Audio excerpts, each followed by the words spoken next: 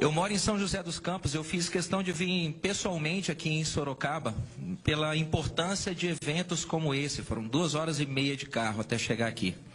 Infelizmente, eu gostaria de participar de todos os eventos desse estilo, mas infelizmente não é fisicamente possível. Olhando daqui de cima, eu vejo vocês todos de máscaras.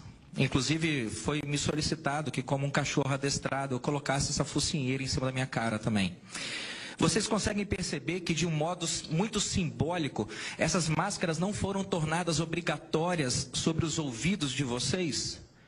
Isso aconteceu porque a maioria do povo escuta, mas não ouve, há anos. Essas máscaras também não foram tornadas obrigatórias sobre os olhos de vocês, porque a maioria do povo brasileiro está cega há décadas. Essas máscaras foram tornadas obrigatórias em cima das bocas de vocês para que a gente permanecesse em silêncio. Essa é a importância de um evento como esse. Quebrar essa espiral ditatorial, tirânica, absurda, cruel, demoníaca, de silêncio, em que enfiaram a gente, a nossa família, as pessoas que a gente ama. Pediram que eu viesse aqui para poder falar sobre os efeitos colaterais das vacinas. Então, para não perder o tempo de vocês, valorizar o tempo de vocês que estão aqui, vamos falar da vacina contra a Covid, que foi mais estudada até aqui. Que todas as outras vacinas têm menos estudos realizados do que esta vacina específica, que é a vacina da Pfizer. A vacina da Pfizer, não estou pegando ela para bode expiatório, mas ela é a vacina que tem a maior quantidade de estudos até o momento. Então, ela serve como exemplo muito bom sobre o tipo e a qualidade dos estudos que estão sendo utilizados para que essas substâncias experimentais sejam inoculadas no organismo de vocês. Segundo dados oficiais do fact sheet do FDA, o FDA é como se fosse a nossa Anvisa, é o órgão americano que cuida de alimentos e medicamentos nos Estados Unidos, é como se fosse a nossa Anvisa, e toda medicação tem que colocar lá um fact sheet para ela ser oferecida ao público. É uma lista de perguntas e respostas. Pois bem, segundo o documento oficial da Pfizer, protocolado e registrado dentro do site do FDA, a segurança e a eficácia da vacina da Pfizer, elas foram avaliadas principalmente em pessoas de 18 a 55 anos saudáveis. A segurança e eficácia não foi avaliada corretamente em pessoas com menos do que isso, menos de 18, ou com mais de 55, não adequadamente. E também não foi avaliada a segurança e eficácia em populações, em subpopulações como hipertensos, pessoas cardíacas, diabéticas, que têm alguma doença autoimune, gestantes, crianças com asma. Nenhuma dessas subpopulações foi adequadamente avaliada sobre critérios de segurança e eficácia para isso. A vacina da Pfizer, que é a vacina mais estudada que nós temos, vocês sabem quanto tempo que a Pfizer declarou que a proteção, entre aspas, que essa vacina oferece, quanto tempo essa proteção dura? Ninguém sabe. A própria Pfizer colocou na bula da vacina que eles não sabem quanto tempo essa proteção dura. Vocês acham o que a Pfizer colocou com relação se a vacina dela, que é a vacina mais estudada do planeta, essa vacina protege contra a doença assintomática? Segundo dados oficiais da Pfizer, ninguém sabe. Segundo os dados oficiais da Pfizer colocado no FDA, a vacina da Pfizer, ela evita a transmissão do vírus? Segundo dados oficiais da Pfizer colocado no site do FDA, ninguém sabe. Os dados estão lá para quem quiser ler. Pouquíssimos estudos de segurança foram feitos envolvendo gestantes. E pouquíssimos estudos de segurança e eficácia foram realizados em pessoas com mais de 65 anos de idade. É curioso porque as pessoas com mais de 65 anos de idade representam mais de 80% dos óbitos por Covid. Se nós queremos evitar a mortandade causada pelo vírus, que ela existe, não é tão grande quanto a mídia vende para vocês, mas essa mortandade existe, a gente deveria priorizar justamente o grupo de maior risco, que são idosos, não crianças e adolescentes. Os idosos respondem, maior de 65 anos, mais de 80% dos óbitos pela doença em muitos países. Crianças e adolescentes, me acompanha com a mãozinha aí para vocês poderem contar o zero. Crianças e adolescentes representam por 0,002 a 0,0007% das mortes por Covid. Exatamente porque a gente quer enfiar essa vacina nas crianças, mas não fez estudo adequado na população mais idosa. Segundo os dados da própria Pfizer, a vacina mais estudada do mundo, A avaliação da dose de segurança da vacina, ela foi realizada em 318 pacientes com idade acima de 18 anos e acompanhados por apenas 2 meses. É assim que você avalia a segurança de uma vacina que você quer aplicar em 8 bilhões de seres humanos, vacinando 318 pessoas com mais de 18 anos e acompanhando eles durante 60 dias?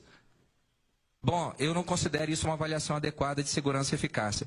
Para completar, segundo os dados oficiais da Pfizer, cadastrados no FDA americano, quantas doses da vacina são necessárias? Quantas doses de reforço são necessárias para que você produza imunidade?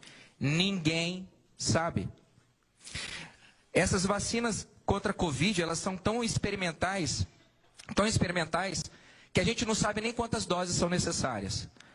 Se você não sabe nem quantas doses do remédio são necessárias e nem qual é a posologia daquele remédio, os efeitos colaterais que aquele remédio pode causar no curto, médio e longo prazo, eu não chamo isso de remédio, eu chamo isso de experimento.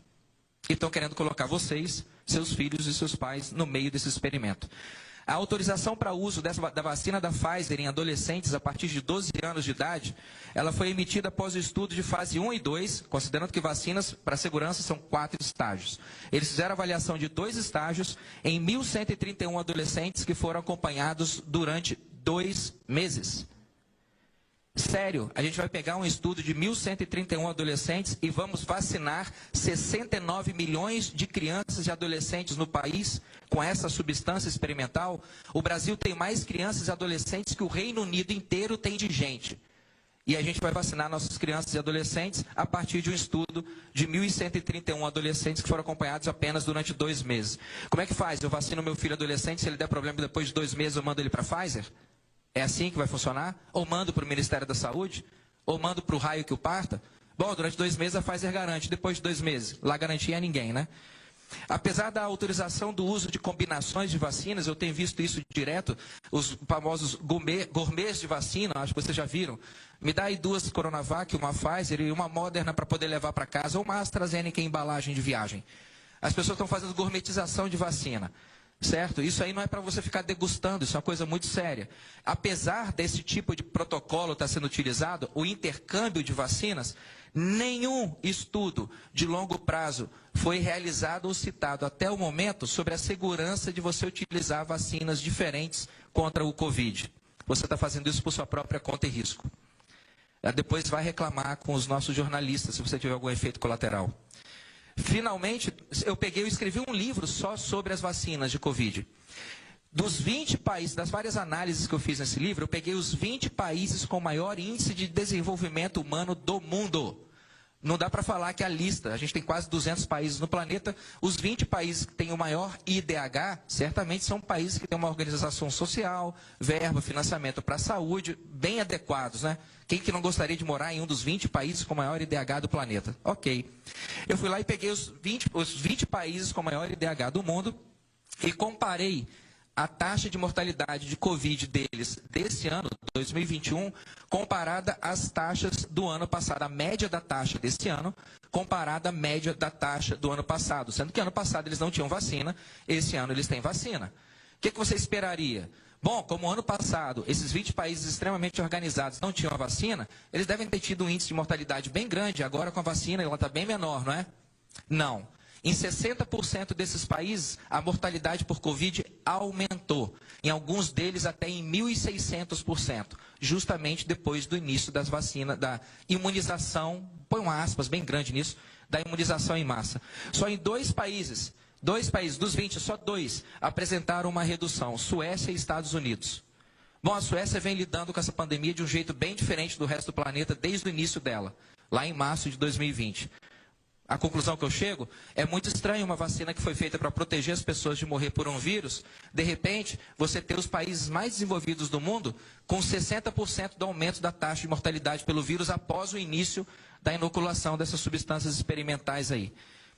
Com tantas dúvidas sobre segurança e eficácia, determinar a inoculação dessas substâncias experimentais é um erro imperdoável. Principalmente quando a gente pretende incluir crianças e adolescentes nessa desgraceira. Se você é proibido de questionar, não há ciência mas idolatria. Não há justiça, o que há é truculência. Se você é proibido de questionar, você não tem uma democracia, você tem uma ditadura. Algumas pessoas procuram cancelar vocês, porque vocês tentam espalhar esse tipo de questionamento.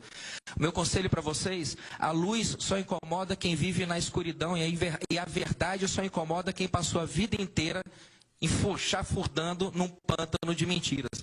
Não se calem. Essa espiral do silêncio que as pessoas criaram, a dita ciência criou, o hashtag Fica em Casa, essa espiral do silêncio se tornou como se fosse um deus de neon ao qual nós submetemos colocando nossas vidas, as vidas dos nossos pais e a vida dos nossos filhos em risco. Esses deuses de neon, algum deles que moram em Brasília e vestem toga, esses deuses de neon não merecem esse tipo de adoração incondicional. Esses deuses da Big Pharma, da Big Tech, da Big Justiça, da Big Política, esses deuses, eles merecem ser colocados no devido lugar e restaurar ao povo, de forma decente, ao povo, a soberania sobre as decisões que podem afetar nossas existências e as existências das pessoas que nós amamos. A soberania sobre essa decisão nunca vai caber a terceiro, ela é nossa, por um princípio moral, divino e de pura decência. Eu peço que vocês não se enganem, finalizando, a gente não está aqui, todos vocês aí que estão segurando cartazes e as pessoas que estão acompanhando a gente nas redes sociais, os vereadores que convocaram essa audiência, a gente não está lutando para evitar que uma tirania socialista se implante no Brasil. A gente está lutando para se livrar da tirania socialista que vem assolando nós brasileiros há tempo demais. Obrigado.